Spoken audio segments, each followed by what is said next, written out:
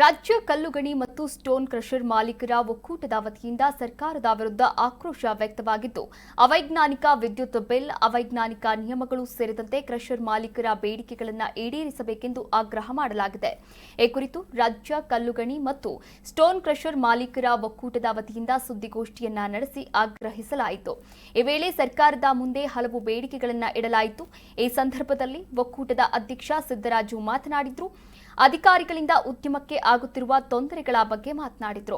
ಒಕ್ಕೂಟದ ಅಧ್ಯಕ್ಷರು ಸಿದ್ದರಾಜು ಏನ್ ಮಾತನಾಡಿದ್ದಾರೆ, ಹಾಗಾದ್ರೆ ಈ ಒಂದು ವಿಚಾರವಾಗಿ ನೋಡ್ಕೊಂಡು ಬರೋಣ. ಖಂಡಿತ ನಾವು ಕೊಡ್ತೀವಿ. ಯಾಕೆಂದ್ರೆ ಈ ನಮ್ಮ ಹೋರಾಟ ಬಹಳ ವರ್ಷದಿಂದ ನಡೀತಾ ಇದೆ. ಈ ಹೋರಾಟಕ್ಕೆ ಹಿಂದೆ ಇದ್ದಂಥ ಗಣಿ ಮಂತ್ರಿಯವರು ಸ್ಪಂದಿಸಿದರು. ಬಿಜೆಪಿ ಸರ್ಕಾರದಲ್ಲಿದ್ದಂಥ 3 ಜನ ಮಂತ್ರಿಗಳು ನಮಗೆ ನಕಾರಾತ್ಮಕವಾಗಿ ಸ್ಪಂದಿಸಿದರು. ಆವಾಗ ಕ್ರಷರ್ ಸಿಪಾರಂ ಅವಧಿ 30 ವರ್ಷಕ್ಕೆ ಆಗಿತ್ತು. ಸಕಾರಾತ್ಮಕವಾಗಿ ನಮಗೆ ಸ್ಪಂದಿಸಿ 30 ವರ್ಷ ಕ್ರಷರ್ ಲೈಸೆನ್ಸು 5 ವರ್ಷಕ್ಕೊಂದ್ಸತಿ ನಾವು ಜಿಲ್ಲಾಧಿಕಾರಿಯ ಕಚೇರಿಗೆ ತಿರುಗ್ತಾ ಇದ್ದೋ 30 ವರ್ಷಕ್ಕೆ ಆಯಿತು. ಕಲ್ಲುಗಣಿ ಗುತ್ತಿಗೆ ಅವಧಿನೂ ಕೂಡ ಅವ್ರ ಕಾಲದಲ್ಲಿ 30 ವರ್ಷಕ್ಕೆ ಮಾಡಿಕೊಟ್ರು. ತದನಂತರ ಆಲಪಾಚಾರ್ಯರು ಗಣಿ ಮಂತ್ರಿಯವರಾದಾಗ ಅವರು ನಮಗೆ 31 ಜಡ್ಸಿ ಸೇವ್ಡ್ ಅಪ್ಲಿಕೇಶನ್ಸ್, ಅಂದರೆ ಗಣಿ ಮುಗಿದೋಗಿದ್ದಂಥ ಜಾಗಗಳು ಭಾಳಷ್ಟು ಇದೋ, ಇಡೀ ಜಿಲ್ಲೆ ಎಲ್ಲ ಕರ್ನಾಟಕ ರಾಜ್ಯ ಉದ್ದಗಲಕ್ಕೂ ಪೆಂಡಿಂಗ್ ಅಪ್ಲಿಕೇಶನ್, ಸೇವ್ಡ್ ಅಪ್ಲಿಕೇಶನ್ಸ್ ಇದ್ದೋ, ಅವನ್ನಕ್ಕೆ ಚಾಲನೆ ಕೊಟ್ಟು ಒಂದು ಅಮೆಂಡ್ಮೆಂಟ್ ಮಾಡಿದ್ರು. 31 ಜಡ್ಸಿ ಯಾರು ಕ್ರಷರ್ ಹಾಕ್ಕೊಂಡಿದ್ದಾರೋ ಅವ್ರಿಗೆ ಅಪ್ಲಿಕೇಶನ್ ಹಾಕೋಕ್ಕೆ ಒಂದು ಅವಕಾಶ ಮಾಡಿಕೊಟ್ರು.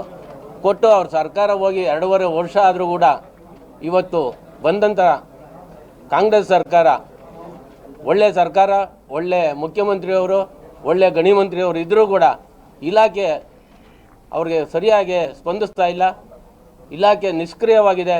ಇಲಾಖೆನ ಕಂಟ್ರೋಲ್ ತರೋಕ್ಕೆ ಗಣಿ ಮಂತ್ರಿಯವರು ನಿಷ್ಕ್ರಿಯವಾಗಿದ್ದಾರೋ ಏನೋ ನಮಗೆ ಗೊತ್ತಿಲ್ಲ. ಯಾಕೆಂದರೆ ನಮ್ಗೆ ಯಾವುದೇ ಒಂದು ಕೆಲಸಗಳು ಆಗ್ತಾ ಇಲ್ಲ. ಇವತ್ತು ರಾಜ್ಯದ ಉದ್ದಗಲಕ್ಕೂ ಭಾಳ ಸಮಸ್ಯೆ ಇದೆ.